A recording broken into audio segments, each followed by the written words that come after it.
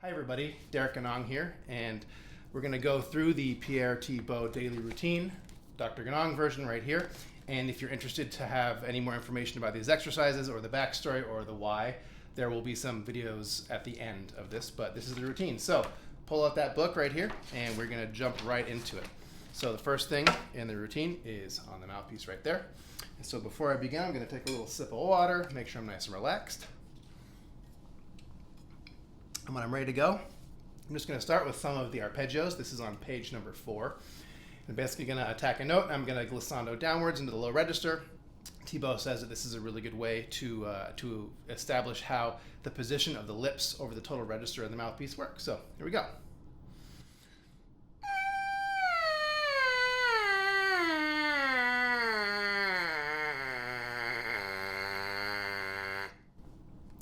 And you're going to have a little bit of an internal reflection and say, how was my response at the very beginning? How was my connection between my notes? If it was pretty good, I might do 1 or 2 more. If it was a little stiff or a little bit fuzzy or foggy, I might spend a little bit more time. It's important at each step in this particular routine to do a little bit of an assessment and say, what is it that I'm supposed to be doing? Am I achieving that? If so, move on. Otherwise, don't move on yet.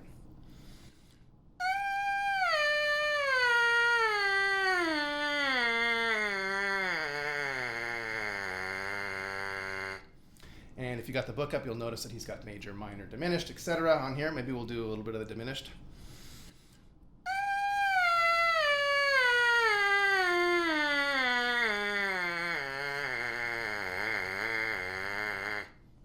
So if you've got nice connection all the way through those registers, then we can move on. And so we're going to jump right into the trumpet, and unlike the stamp and some of the Caruso and Frink things, there's not any free buzzing in this one. It's all in the mouthpiece, and it's all just to get everything started. So now we're going to start on the instrument here. And for those of you who can play the double pedal C already, we were going to start on the double pedal C and start up to the regular pedal C, or rather up into the low C. And if you can't play the double pedal C, we can just start on the regular C. So here's what our C sounds like. We're going to go down to double. And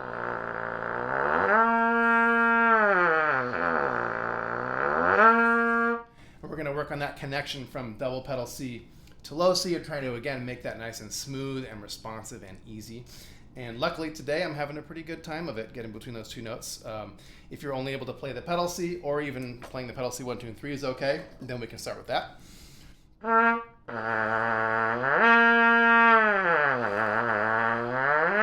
Or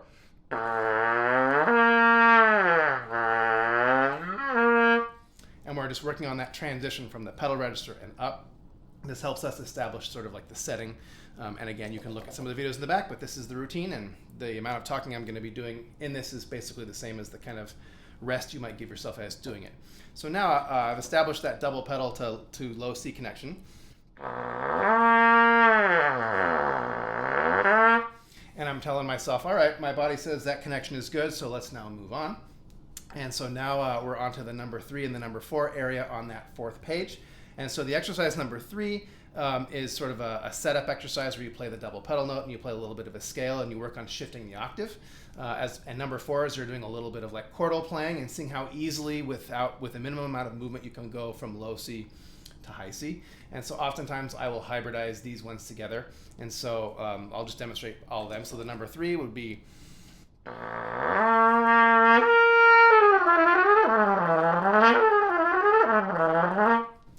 how that one goes.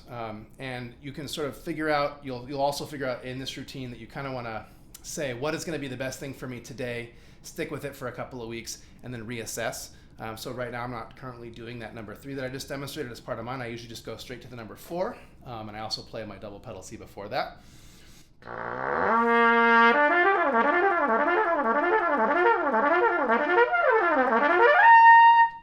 And so that worked pretty nicely, blowing all the way through the center. We're not super concerned with the absolute precision of what we're doing, but just about getting the air flowing and connecting things with minimum amount of movement. So right now we're sort of establishing here's how we want the embouchure to function and play on the instrument, and then we go through with the warm-up. Another important thing to note in this particular method is that If you can't already play the double pedal C, that's okay. And in fact, most people who I show this to can't already play their double pedal C. And so playing the regular pedal C is okay. And if you can't do either of those things, just simply working on it. In the big Thibaud book, there are some exercises on massaging the area from low C to regular pedal C. So that is a place where you could look if you're having trouble developing the double pedal C or the regular pedal C. So now we're going to move on to page 5. Everything we've done so far has been like very preliminary warm-up. Here's how the lips work, here's how the air works, here's what it means to play through from double pedal C to high C. And so now on page 3, Thibaud has 4 different vocalises that he's written out, and it's not really clear that you're supposed to pick maybe one of them. You could do more than one of them, but there's sort of 4 examples, and you could use any kind of other example that you find in the literature. But the important thing to know about this part of the warm-up is that we are specifically working to play down to pedal C. And that will prepare us then to work on the double pedal exercises. And so I will play through all 4 of them in the starting key right now, and then we will go through with just one of them. So the very first one has some bending. So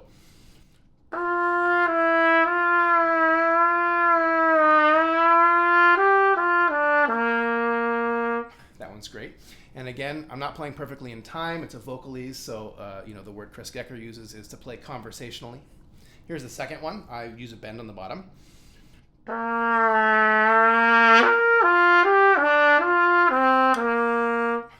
Here's the third one.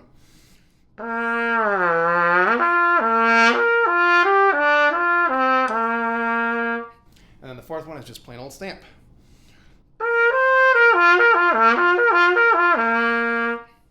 So you're going to want to decide for yourself which one of those makes the most sense. When I was first experimenting with this over COVID, I was doing all 4 and doing all 4 in each descending half step until I got to pedal C. And yes, that took a little bit longer, but it was cool to kind of do them all in sequence. And so that could certainly be something you experiment with. But I generally try to find one that works well for a student. And how do you know which one works well for a student or for yourself? Well, maybe the one that allows you to feel the best connection between notes or that challenges you the most. And so right now I've actually been doing just the basic stamp exercise as my flow study, so it hasn't really even been one of these 4. I've been doing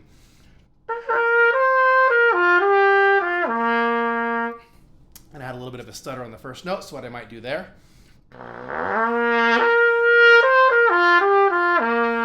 to iron that particular spot. And so the reason I'm doing that stamp is because of the challenge of starting on that top C. So we're going to go ahead and maybe just pick the top one for right now, and we're going to go through all 12 keys and then descending in half steps until we get to pedal C. So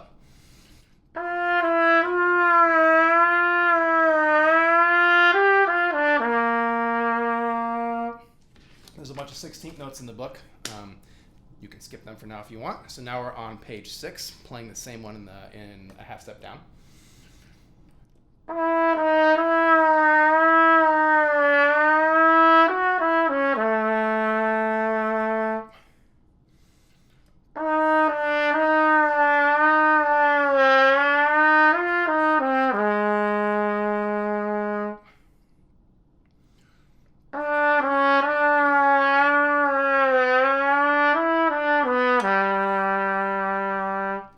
There's good things that he writes in the book to read.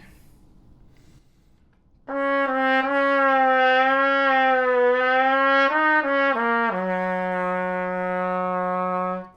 you will notice a few typos.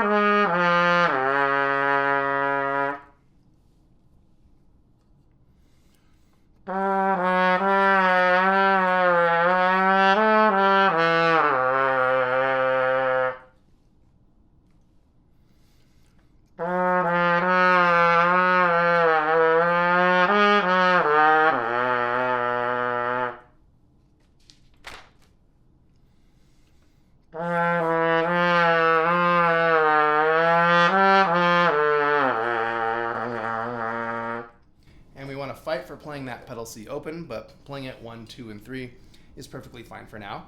When you get to this point in the routine, you'll say to yourself, okay, how easy and open and resonant was playing my particular pedal C on this particular given day? And if it was really nice and easy, then we can move on. And if it wasn't, I might spend a little bit of extra time ironing out that specific area.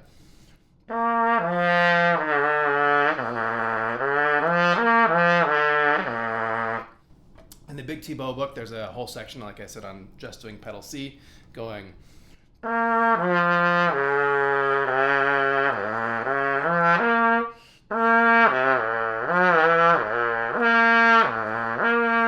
doing things like that to sort of massage that area. And once you feel like you've got a good connection and handle on that and it's nice and resonant, we're good. The thing to remember now is that when we're playing pedal notes, it makes our lips go forward, it makes us use extra air, and it makes us take a big breath in order to do so. And so they're pretty harmless, we just sort of go for it. Now I'm on page 12, I'm on the part that looks like upside down trombone music, and this is the double pedal exercises. I'm going to go through all of them, and they're really cool because they go from the regular register down into the pedal register, and then from the double pedal register back up into the regular register. And so you really want to lead with the air. You want to use your ear to play the pitches as accurately as possible. And in general, the fingerings are kind of at your own discretion. However, using the fingerings from the lowest actual octave on the trumpet can be more beneficial, he says. So here we go on page 12.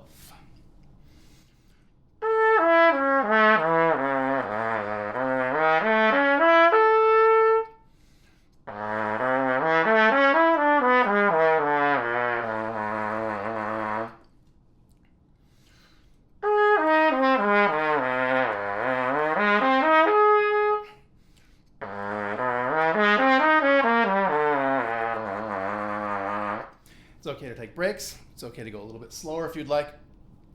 But remember, it's a conversational tempo, and we want to try to do it in one breath. And you'll notice that I kind of am willy-nilly with the fingerings that I'm doing. That's okay.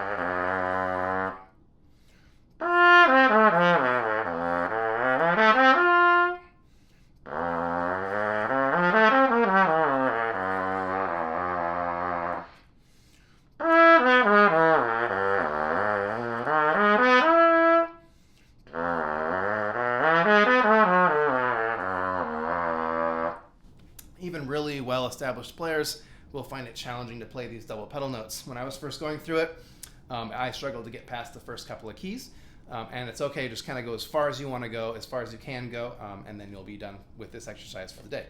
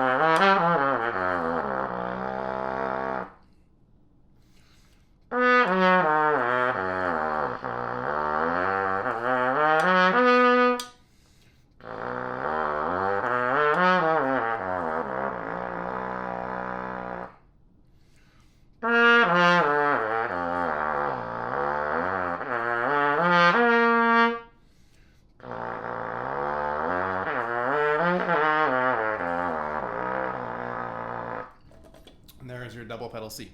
So now you've kind of gotten as far as you're going to go. And you take a short little break. I usually take a sip of water. Again, we're going to pay attention to our body. And we're going to say, how do I feel right now? Everyone has different sorts of sensations at this point. But there's a feeling that I get when I feel that the blood is sort of coming back into my lips, which I'm feeling it right now. You can take up to 3 minutes if you don't know any better, because it takes 3 minutes for the body to have lactic acid recovery. But once you've sort of recovered, now it's time for us to expand back into the regular register. So if you flip the page, we're now on page 14 of the little Thibaud book. And you will see there is a basic Chickowitz flow study. That's something that you could do. There's also some things that look incredibly scary. And the important part now is that we want to take our double pedal setting, or however low we got, and we want to transition that into the regular register without doing a bunch of shifting, and then using that embouchure posture, is what I call it, to play through the regular registers. And we're trying to sort of stimulate using that double pedal register embouchure posture throughout the entire register. In the big Thibaud book, there is a ton of exercises that have approach from double pedal into playing things like scales or arpeggios or things like that. And you can see on this page 14 that there are some arpeggios that then go up into scales into the upper register. So you can sort of, I would maybe suggest starting with the Chickowitz, and we can do, I'll show a little bit of that. So we'll start with the double pedal setting, and we go.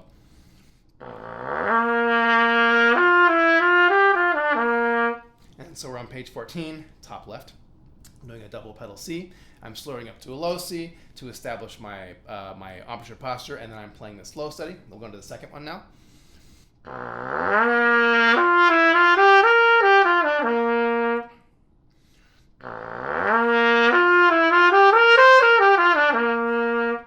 Now, if you've gone through the double pedals, I have not run into a single person who ever says they feel normal when they play through these basic flow studies, and that in and of itself should show you that doing these double pedals brings about some kind of a change that's going on, and so we might as well experiment with that. I've found that that change makes things really easy to play on the instrument. Now, what I normally do, having done this for several years now, is I will just jump into one final particular exercise. I'll go.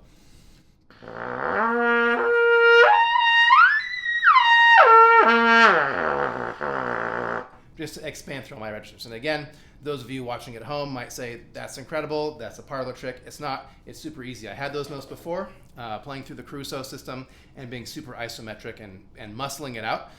And now I can do that with relative ease and with the same level of control coming down as I'm going up. And it's really kind of amazing. So that is a basic routine, and I talked maybe a little bit more during it than I ought to. But that's okay. And so it's probably about, I usually give myself 15 minutes to do that particular warm-up, at which point I will then move on to my Clarks and my articulations and things like that. I want to talk a little bit now about some of the Thibaud principles that I had originally intended to put in the beginning of the video, but I said, hey, let's give a play along and then put the nitty-gritty in the back. So the cool thing about the Thibaud system is that the playing in the pedal register cannot hurt you. You can't be hurt. Because you're just playing low. And so Thibaud calls it playing on the inside, where we're getting more lip into the mouthpiece, and we are also allowing our embouchure to come forward and be together with our lips, and those two things put together allow us to play with cushion, or the translation from Thibaud is being supple. And that's really important. So with the Caruso system and Laurie Frink's method and things like that, it's all about building strength and aperture control, which is really important. However, you can have a bunch of strength, but if your lips are really thinned out and pulled back towards your teeth, then you're still going to run into endurance issues, even if you're the strongest possible person. And trust me, I've been there. When I was looking through some of these textbooks, during COVID, before I started looking at this, I got this little Thibaud book, and I think I got it. I don't know. Oh, I think I got it from a retiring trumpet player in the area, and I said, "Hey, this looks interesting. Never heard about this." So I started reading and going through it. And I found that on page 18, and you can look at this, that he talks about the entire book can be practiced this way, gradually add in the Caruso exercises. And that hit me hard because, pretty much playing Caruso is the exact polar opposite of what anyone who doesn't play Caruso wants to ever play or practice. And the fact that something that is seemingly coming out of like the stamp school, as it were, suggesting that the Caruso exercises can be something that is connected, that a light bulb went off my head, and I said, okay, let's see where this connection exists. And I really think it does exist, because if you have really good strength and aperture control and the control of intervals and reflexive skills and calisthenic skills, everything that Caruso and Laurie Frink's method helps you gain, and you combine that with a really robust and forward embouchure, a double pedal register embouchure, that you really kind of become unstoppable. And it's been really cool to see how these things work and interact. So I hope that you have fun playing through the Thibaud stuff, and just know that there's tons and tons of ways to do it. I love how nothing was invented by Pierre Thibaud, just as nothing was invented by just about anybody. They're sort of retooling things, adapting things, scaling things, and really the genius in pedagogy, in my opinion, is how we apply things that already exist and connect things that already exist rather than inventing anything that is quote unquote proprietary. So good luck and happy practicing.